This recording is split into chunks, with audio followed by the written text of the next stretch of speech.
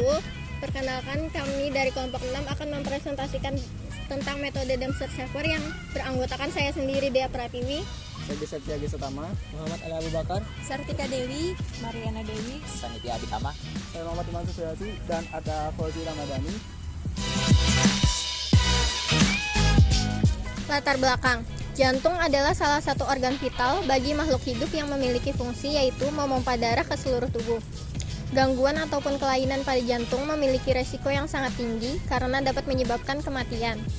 Metode Dempster-Shafer pertama kali diperkenalkan oleh Dempster, yang melakukan percobaan model ketidakpastian dengan range probabilities daripada sebagai probabilitas tunggal. Kemudian pada tahun 1976, Shafer mempublikasikan teori Dempster itu pada sebuah buku yang berjudul Mathematical Theory of Evidence. Dempster-Shafer Theory of Evidence menunjukkan suatu cara untuk memberikan bobot keyakinan sesuai fakta yang dikumpulkan. literatur kami dari jurnal yang dibawakan oleh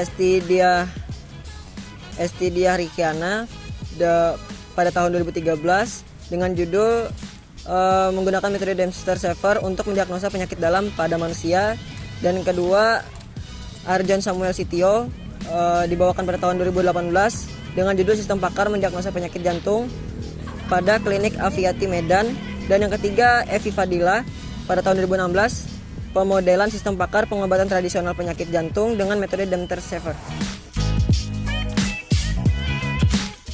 Pengertian jantung dan penyakit jantung.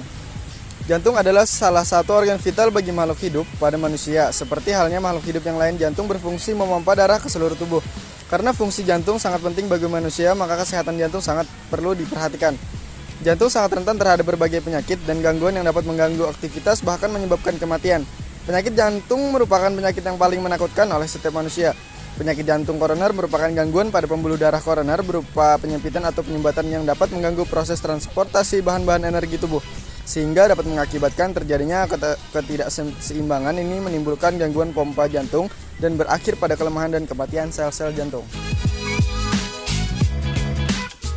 Selanjutnya ada Dempster-Shafer. Sistem pakar menggunakan metode Dempster-Shafer untuk mendeteksi tingkat risiko penyakit jantung adalah sistem pakar yang dapat menentukan tingkat risiko penyakit jantung berdasarkan faktor risiko serta gejala yang mempengaruhi tingkat risiko penyakit jantung tiap pasien.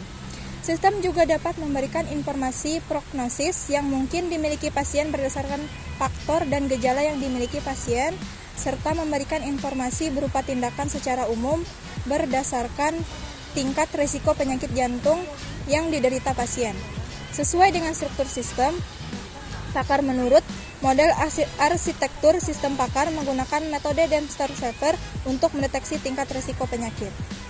Jantung dapat digambarkan seperti gambar di samping ini. Basis pengetahuan, kaidah, mesin inferensi, agenda, memori kerja, fakta, fasilitas penjelasan, akuisisi pengetahuan, dan antan muka pengguna. Oke, selanjutnya adalah hasil dan pembahasan. Sebagai contoh, untuk gejala kolesterol tinggi, langkah pertama hitung nilai dari belief dan plausibility dari gejala kolesterol tinggi. Gejala kolesterol tinggi ini kita inisialisasikan sebagai G1-nya, yang merupakan diagnosa dari penyakit JKB. Apa itu JKB tadi? JKB adalah jantung koroner berat. Dengan rumus yang pertama dan yang kedua. Yang pertama, kita untuk mencari nilai belief dan plausibility-nya, kita M1 G1 itu sama dengan 0,82. Nah, apa itu M1 dan G1 tadi? Itu adalah nilai dari gejala kolesterol tingginya.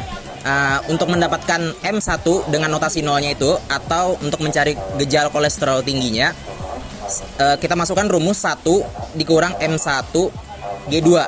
M1 G2 ini diambil dari M1 G1, yaitu nilai dari gejala kolesterol tinggi tadi 0,82, jadi 1 dikurang 0,82, dan kita dapatkan untuk gejala kolesterol tingginya yaitu 0,18.